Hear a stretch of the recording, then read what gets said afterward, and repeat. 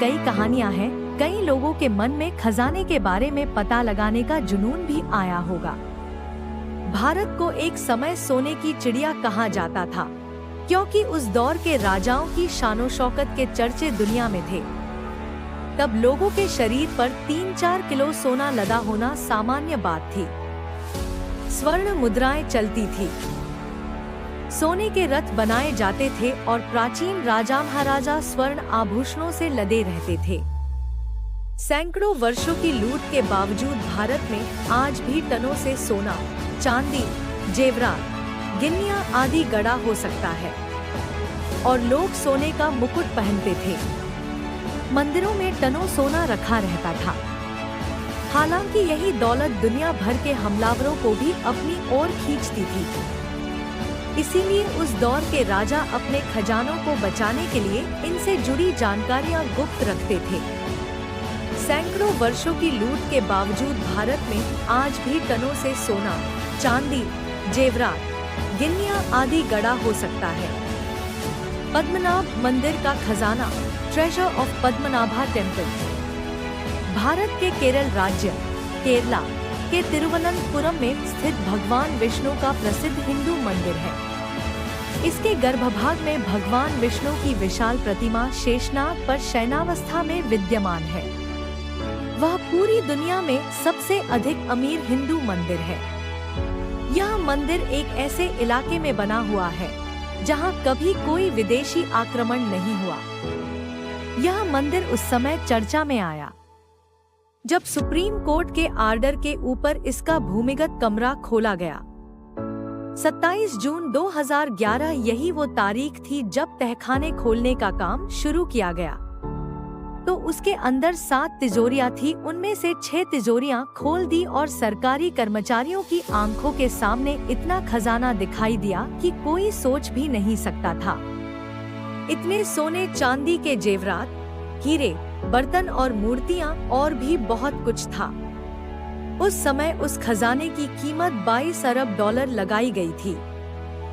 बता दें कि अभी भी 7वां तहखाना खोलना बाकी है।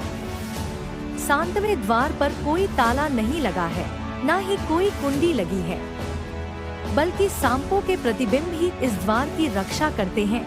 कहा जाता है कि इस दरवाजे को मंत्रों द्वारा ही खोला जा सकता है। इस तहखाने में जितना खजाना है वह इस पूरे खजाने से बड़ा है।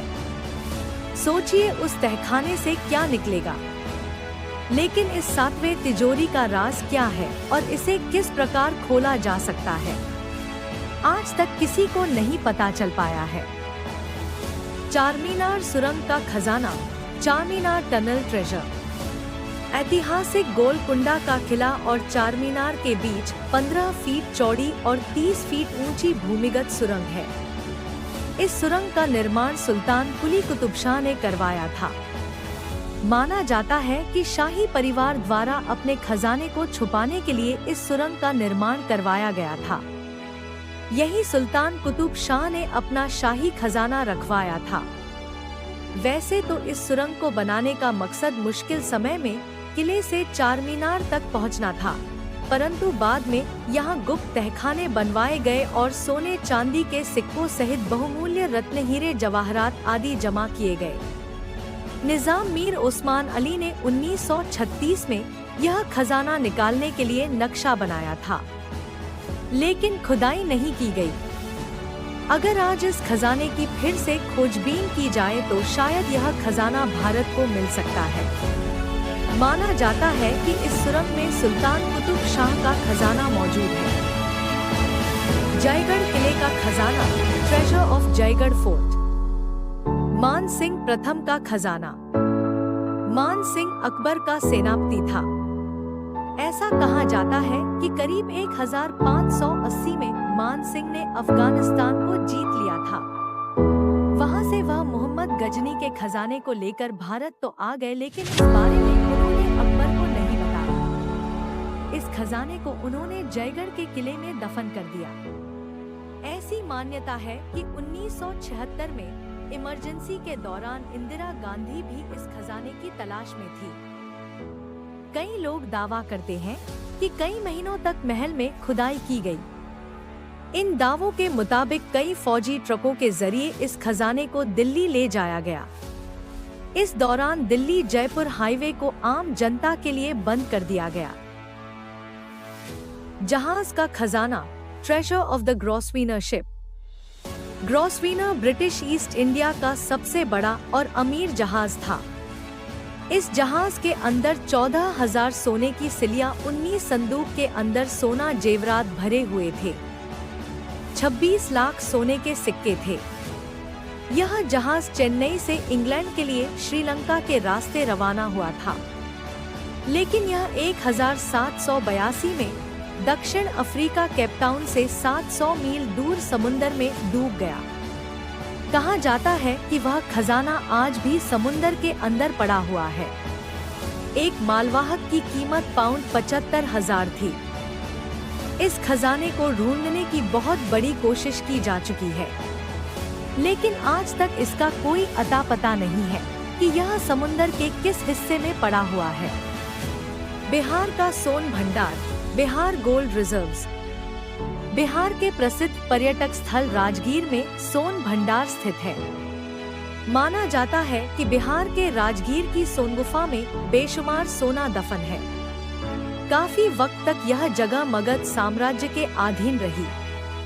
भारतीय पुरातत्व विभाग के मुताबिक ये गुफाएं 3री-4वीं शताब्दी की हैं। सरकारी शिलालेखों के मुताबिक यहाँ रथ के पहियों और शंख भाषा में लिखे कुछ अंश मिले थे।